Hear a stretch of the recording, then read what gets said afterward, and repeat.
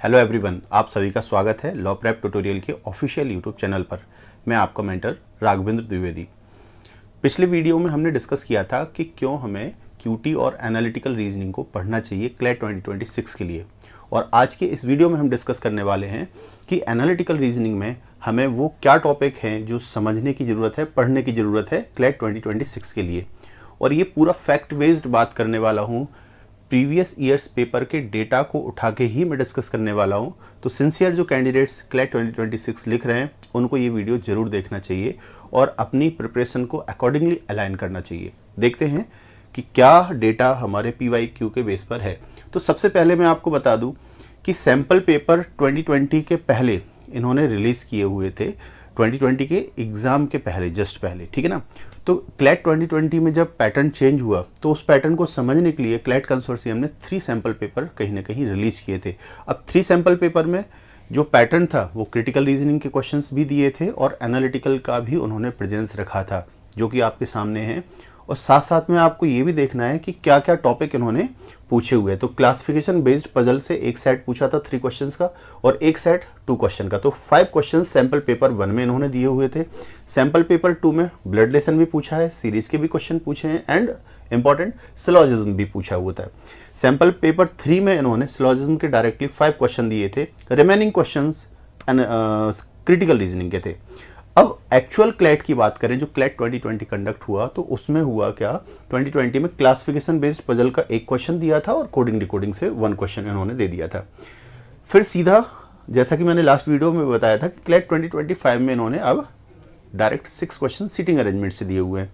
तो इस चीज़ का आप देख पा रहे हैं कि ये पूरा टॉपिक इन्होंने ऑलरेडी इंक्लूड कर रखा है। अब इन दोनों चीज़ों में मैं आपको एक्सप्लेन करूं कि यहाँ पर क्लैट की जो एक्चुअल पेपर की बात कर रहे हैं, सिर्फ 2 बार इन्होंने एनालिटिकल रीजनिंग को पूछा हुआ है। लेकिन सर इनका क्या इंपॉर्टेंस है, एक चीज़ समझना, जो बॉडी पेपर कंडक्ट कर रही है उसने अगर अपने सैम्पल पेपर में कुछ टॉपिक पूछ रखे हैं, दैट मीन्स उसने एक विंडो तो ओपन कर रखी है ना कि हम ये वाले टॉपिक कभी भी पूछ सकते हैं।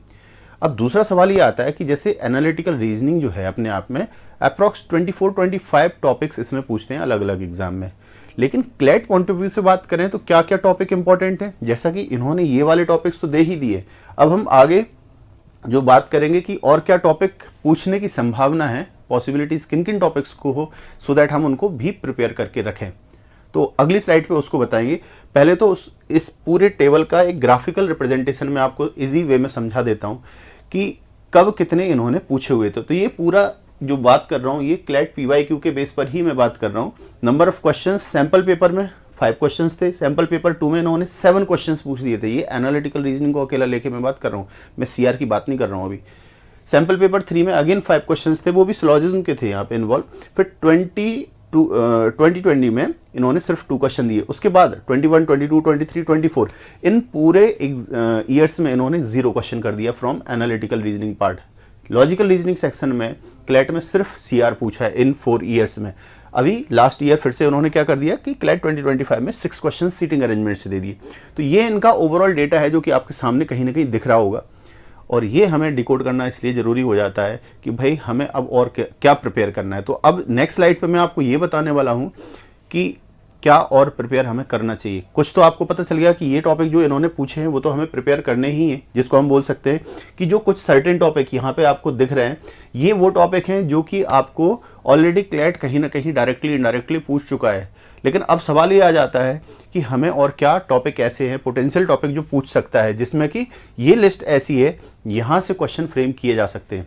एनालिटिकल रीजनिंग में कहीं ना कहीं जो नॉन वर्बल वाले पार्ट के आते हैं, फिगर बेस्ड जो क्वेश्चन आते हैं, अभी इन्होंने ना तो सैम्पल पेपर में रखे थे ना यहाँ पे अभी तक टेस्ट किए हैं। तो उनकी पॉसिबिलिटीज़ हम बहुत कम मान के चल रहे हैं, इसलिए उनको मैंने लिस्ट किया ही नहीं है। लेकिन जो टॉपिक पूछे जा सकते हैं मैंने वहाँ पे आपको बता रखा है। आप अगर एक सिंसियर कैंडिडेट हैं जो कि क्लैट 2026 लिख रहे हैं, आपको इन सभी टॉपिक्स को, मैं हट जाता हूँ, आप इन स्क्रीनशॉट ले लीजिएगा, जिससे कि आपको ये पता चले कि ये टॉपिक आपकी लिस्ट में होना चाहिए कि इन सभी टॉपिक्स को आप प्रिपेयर करें ही करें। ये तो ऑलरेडी क्लैट पूछ चुका है, बट इनको भी पोटेंशियली आपको रखना चाहिए, क्योंकि क्लैट जितना कि मैं लास्ट 9 ईयर्स जो कि क्लैट पढ़ाते पढ़ाते हो गया मेरे को, 9 ईयर्स से जितना मैं क्लैट को समझता हूँ, वो कभी भी कुछ भी कर सकता है। सो दैट आपको ये प्रिपरेशन करनी चाहिए। इसी के साथ में आपको कैसे पढ़ना है, कहाँ से पढ़ना है, इस डिटेल के लिए कहीं ना कहीं हम आगे कनेक्ट करेंगे।